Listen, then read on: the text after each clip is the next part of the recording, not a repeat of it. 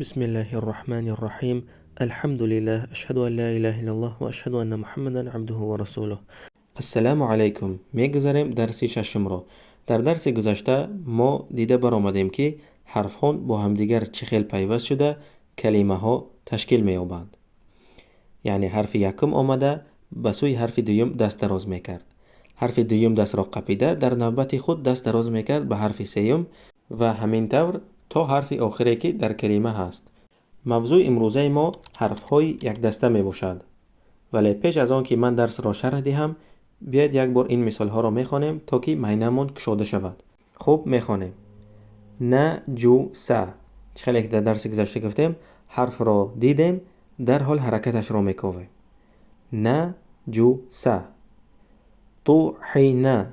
طحینه. نوبیشه. نوبیشه. نوخیسه. نوخیسه. خب انشالله که شما هم توانستید این مثال ها را به دشواری خوانید. میگذاریم به شرح موضوع نو. یعنی حرف ها یک دسته گفته ما چی را میفهمیم. در درس گذشته ما گفتیم که در کلمه حرف یکم دست دراز میکند به طرف حرف دوم. حرف دوم دست را قپیده در نوبت خود دست دراز میکند به طرف حرف سوم. انمین حرف چخیلی که میبینید از دو طرف پیوسته است و او حرف دو دسته نامیده میشود. یعنی حرفی که از دو طرف میتواند با حرفان پیوست باشد به مثل این حرف. خب حرف سوم دست را قپیده دست دراز میکند به طرف حرف چهارم.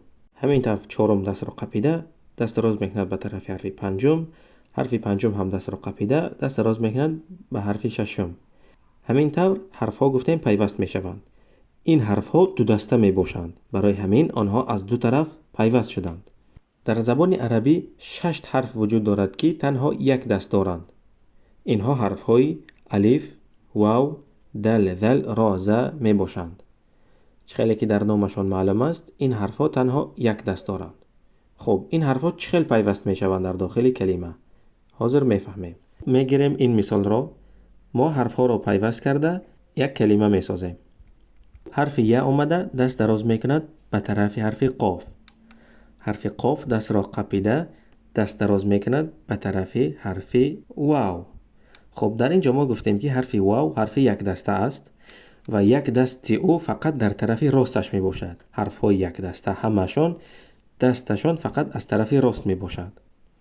و حرف واو با حرف قاف پیوست می شود. برای آنکه حرف واو دست داشت حرف قاف هم دست دارد و آنها با همدیگرشان پیوست می شوند. اکنون حرف واو دیگر دست ندارد که دراز کند به طرف حرف لام و برای همین گرچند که حرف لام حرف دو دسته می باشد او دست خود را به طرف واو دراز نمی کند. برای آنکه حرف واو دست ندارد که تا دست او را قپد. برای همین حرف لام دست خود را عموما دراز نمی کند و حرف لام دست خود را دراز می کند به حرف بعدی، یعنی به سمت واو. حرف بعدی باز هم واو می باشد. حرف واو گفتیم یک دست از طرف راستش دارد و آنها پیوست می شوند ولی بعد از خودش نمی تواند پیوست شود. یعنی گویم علاقه کنده می شود. گرچند که حرف ها در داخل یک کلمه باشند هم نه همیشه همه آنها با همدیگرشان پیوست می باشد. بلکه خیلی که در مثال ما دیدیم بعد از حرف های یک دسته علاقه کنده می شود و این معنای آن را ندارد که کلمه به آخر رسید. نه، کلمه دوام دارد ولی از بس که حرف یک دسته آمده است حرف بعدی با او نمی چسبد و حرف نون حرف آخران با حرف واو نمی چسبد. او فقط با او نزدیک نوشته می شود. تمام. برای آنکه مسئله واضح تر شود یک مثال دیگر را می گیریم. خب این حرف ها را با همدیگرش پیوست کرده ما یک کلمه می سازیم. حرف میم یکم آمده دست دراز می کند به طرف حرف دال. حرف دال که دست راست دارد با حرف میم پیوست می شود. خب اکنون حرف دال نمی تواند که دست دراز کند به طرف حرف بعدی برای آنکه او یک دسته می باشد. از همین سبب حرف بعدی با حرف دال نمی چسبد. خب در نوبت خود حرف را هم یک دسته می باشد. از همین سبب او نمی تواند دست دراز کند به طرف حرف سین و او در همین شکلی که هست می ایستد. حرف سین هم به طرف حرف را دست دراز نمی کند.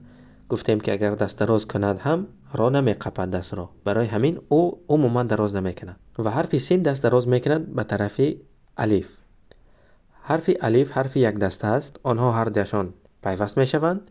ولی حرف الف دیگر نمیتواند که دست دراز کند به حرف بعدی، برای آنکه ما گفتیم که او تنها یک دست راست دارد. تمام. و حرف ت تنها با او نزدیک نوشته می شود ولی با الف پیوست نمی شود. خب انشالله که شما فهمیدید حرف یک دسته از حرف دو دسته چی فرق دارد. اگر نفهمیده باشید این دو مثال را یک بار دیگر تماشا کنید. خب بیایید اکنون شناس می شویم با شکل های حرف های یک دسته، یعنی آنها در الفبا، در اول، در مابین و در آخر چه خیل شکل را می گیرند. می گیریم حرف های الف، واو، دل را. خب شکل های الفباگیشان را هممان از یاد می دانیم. به شکل های اولشان می نگریم. خیلی که می بینید اگر حرف های یک دسته در اول آیند با حرف های بعدی نمی چسبند، برای آنکه آنها از این طرف دست ندارند که با حرف بعدی پیوست شود. از همین سبب آنها در همین شکل نوشته می شوند و شکل آنها به شکلی در الفبا بودگیشان مانند است. خب شکل مابینیشان آنها در مابین آمده با حرف پیش از خودشان پیوست شده، بعد از خودشان علاقه کنده می شوند. وقتی که در آخر آیند با حرفهای پیش از خودشان بوده پیوست شده به همین کلمه به آخر می رسد. حرفهای ذل، را، ز هم همین طور در اول آمده با حرف بعدی پیوست نمی شوند. در مابین آمده با حرفهای پیش از خودشان بوده پیوست شده، بعد از خودشان علاقه کنده می شود. در آخر آمده با حرفهای پیش از خودشان بوده پیوست شده به همین کلمه به آخر می رسد. می گذاریم به اجرای مشق ها. خب ما این حرف ها را با حرکت ها خوانده می گوییم که در کدام شکلشان آمده اند. خب شما هم تکرار کنید. رفتیم. و شکل الفبایی یا اوله، یعنی حرف واو هم در الفبا و هم در اول در همین شکل نوشته می شود. یعنی همه حرف ها یک دسته شکل الفباگیشان و شکل اولشان یک خیله می باشد و اینچنین شکل های مابینی و شکل های آخریشان هم یک خیله می باشند. برای همین ما دقیق گفته نمی توانیم که این حرف در کدام شکل آمده است. از همین سبب می گوییم که حرف یا در شکل الفباگیش آمده است یا که در شکل اولش. یا دیگرش را گیریم اگر می گوییم که حرف یا در مابین آمده است یا در آخر. خب می گذاریم به دوام مشق. دی شکل مابینی یا شکل آخری، یعنی حرف دل هم در مابین و هم در آخر در همین شکلش نوشته می شود. دیگرش ز شکل الفبایی یا اوله. دیگرش رو شکل مابینی یا شکل آخری. دیگرش ری شکل الفبایی یا شکل اوله. دیگرش ذی شکل مابینی یا شکل آخری. ذا شکل الفبایی یا شکل اوله. دیگرش رو شکل مابینی یا شکل آخری. دیگرش ذی شکل الفبایی یا شکل اوله. دیگرش دا شکل الفبایی یا شکل اوله، یعنی هم در الفبا و هم در اول اگر حرف دال آید همین طور نوشته می شود. ذو شکل الفبایی یا شکل اوله. زو شکل مابینی یا شکل آخری. دیگرش وی شکل الفبایی یا شکل اوله. دیگرش رو شکل مابینی یا شکل آخری. دیگرش دی شکل الفبایی یا شکل اوله. وی شکل مابینی یا شکل آخری. دو شکل الفبایی یا شکل اوله. دیگرش وو شکل مابینی یا شکل آخری. دیگرش ذی شکل الفبایی یا شکل اوله. دیگرش ز شکل الفبایی یا شکل اوله. دیگرش ری شکل الفبایی یا شکل اوله. دیگرش ز شکل مابینی یا شکل آخری. دیگرش وو شکل مابینی یا شکل آخری. دیگرش وو شکل الفبایی یا شکل اوله. دیگرش ذو شکلی مابینی یا شکلی آخری. دیگرش زو شکلی الف بایی یا شکلی اوله. دیگرش وی شکلی الف بایی یا شکلی اوله. دیگرش ذا شکلی الف بایی یا شکلی اوله. دیگرش زی شکلی الف بایی یا شکلی اوله. دیگرش دی شکلی الف بایی یا شکلی اوله. شاید شما سوال دهید که برای چی من با الف یگان خیل مثال نآوردم، یعنی او را در شکل‌های گوناگون نوشته با حرکت‌ها نخواندم. برای آنکه حرف الف حرفی نامستقل می باشد، یعنی او به مثل دیگر حرفا نمی باشد. حرف الف فتحه کسره دمه نمی گیرد. از همین سبب من با الف یگان خیل مثال نآوردم، برای آنکه در مشق ما باید حرفها را با حرکت‌ها خوانیم. از بس که حرف الف حرکت نمی گیرد ما الف را ننویسیم و در درس‌های آینده انشاءالله درباره الف باز معلوماتی پوره می‌دهیم. می‌گذاریم به مشق دیگر. من برای شما حرف‌ها را نشان می‌دهم و شما باشد گویید که این حرف یک دسته است یا دو دسته. رفتیم. با دو دسته، قاف دو دسته، الف یک دسته، سین دو دسته، شین دو دسته، صاد دو دسته، طا دو دسته، جیم دو دسته، واو یک دسته، ضاد دو دسته، ح دو دسته، نون دو دسته، لام دو دسته، را یک دسته، میم دو دسته، ذال یک دسته، تا دو دسته، خا دو دسته، دال یک دسته، ثا دو دسته، طا دو دسته، زا یک دسته. خب عموما حرف ها یک دسته 6 تا می باشند. الف واو دال ذال را زا. همین ها را از یاد کنید، باقی مانده همش حرفی دو دسته می باشند. خب میگذاریم به مشق آخرین.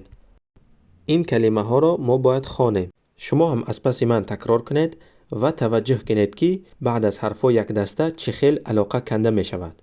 خب رفتیم. سراقا سراقا. خب برای چی را نه را قا نه قا شده ایستاده است ما در درس سوم گفته بودیم. دیگرش لیریثو لیریثو. چه خیلی که در درس گذشته گفته بودیم وقتی که شما میخوانید شما حرف را خوانده در حال حرکتی او را جستجو کنید، یعنی این حرف فتحه دارد یا کسره یا دمه، این را جستجو کنید و حرکتی او را خوانده بعد به خواندن دیگر حرف گذارید. برای مثال اگر من خواهم که این کلمه را خوانم، من حرفی واو را میبینم و در حال جستجو میکنم که او چی حرکت دارد. خب میبینم که حرکتش فتحه میباشد و میخوانم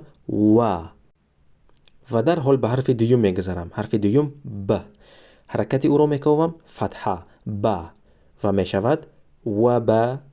دیگرش ص با فتحه میشود صا و میخوانیم و بصا. شما باید انمین طور خوانید. دیگرش تجرا تجرا تجرا. دیگرش دثرا دثرا دثرا. دیگرش راخوا راخوا راخوا، یعنی حرف آخران و نه اینکه و. دیگرش یبسا یبسا یبسا. دیگرش حوشیده حوشیده حوشیده، ح با گلو. دیگرش ذبیرا ذبیرا ذبیرا. دیگرش راتبه راتبه راتبه. دیگرش ثریده ثریده ثریده. دیگرش زوبینه زوبینه زوبینه. دیگرش حثیرا حثیرا حثیرا. خیلی که میبینید حرف ها یک دسته بعد از خودشان دیگر پیوست نمیشوند. دیگر گروهش. حبط حبط حبط دیگرش. بصل بصل بصل دیگرش. نبش نبش نبش دیگرش. حبس حبس حبس دیگرش. ربث ربث ربث دیگرش. حسن حسن حسن دیگرش. وسخ وسخ وسخ دیگرش. طرد طرد طرد دیگرش.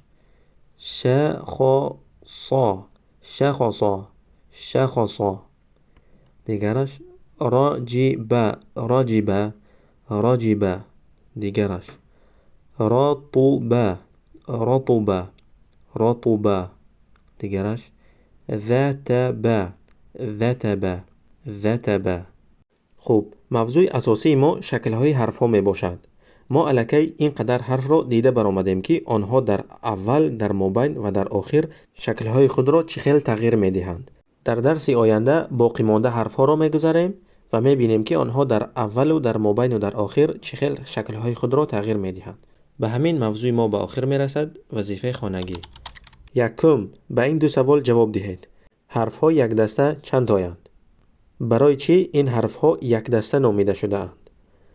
دوم وظیفه، شکل‌های حرف‌های یک دسته را از زیاد کنید.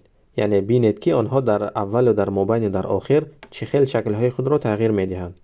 سوم، این کلمه ها را از اولش تا آخرش 5 بار خوانید. یعنی با طریقی که در درس گفتیم، یک حرف را خواندید، در حال حرکتش را کاوید. حرکت حرف یا در بالای حرف می آید یا در پایین حرف می آید. در دیگر جای حرف نمی آید. یعنی شما اگر حرکت حرف را کافتنی شدید، یا به بالای حرف نگاه کنید یا به پایین حرف نگاه کنید. به همین درس ما به آخر رسید. تا درس آینده، السلام علیکم.